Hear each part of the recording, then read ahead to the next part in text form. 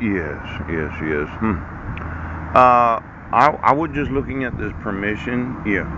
The legal consent to perform an act. Without which consent, the act would be illegal. The license to do something, sufferance. Yes. Then there's that perfidy. Ouch. Breach of trust. Ooh, treachery. Oh, disloyalty. A breach of confidence. Papa.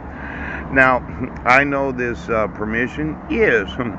And then there's that permanent support order, a court edict that a man or woman must support a spouse and child or children permanently and indefinitely. Yes.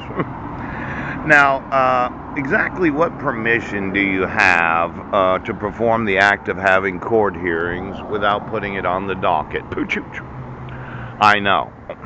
Yesterday I spent some time explaining that how do I know when there's court hearings if it's not put on the docket? And pooch, can you just enter it in after you've had the court hearing? Because it seems to me illegal.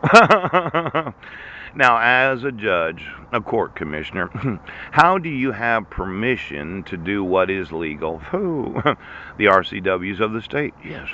I would have thought that having 4 court hearings in 24 days from October 2nd, yes, to October 26th, yes, and not giving me any notice of any of them. Oh, and then not putting it on the docket. Pow.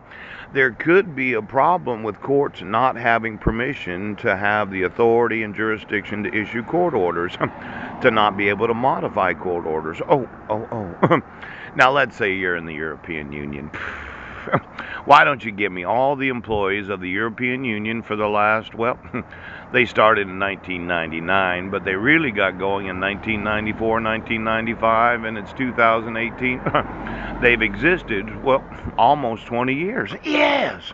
You remember the euro, that European currency?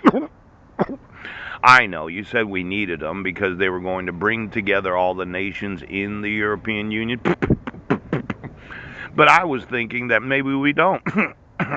Now, what laws in Europe, in the European Union, not the individual nations, I'm not talking about France or Germany or Portugal or Spain or some of these others that wanted to belong to the EU. Yes, I'm talking about the European Union itself as a body of legislation.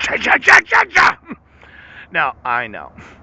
I'm telling you, it's fraud, yes, to use forgeries to issue court orders. Yes. I'm telling you, it's fraud to issue court orders because of the fraudulent use of the state court seal. Yes. I'm telling you, it's fraud to issue court orders where the petitioner, yes, may or may not have to appear in court. But then I found out yesterday that you're having court hearings where you're not putting it on the docket. Yes. Now, in the European Union, okay, every employee since 1994 when they started to organize the thing, yes, until today, how many of them have an... I know. Okay, you're an employee of the European Union. You know the fraud on the United States. You know the fraud on the international bar associations. And when you look through the actual membership of the attorneys from the various nations that belong to international bar associations, find out the actual citizenship of those that thought that, well, I have to belong to the Iraq Bar Association to practice law in Iraq. Yes. There could be a problem with not enforcing the Constitution of the United States. And as an American citizen, I know you said for the last 7 years and 2 months, there's nothing he can do. There's nothing he can do!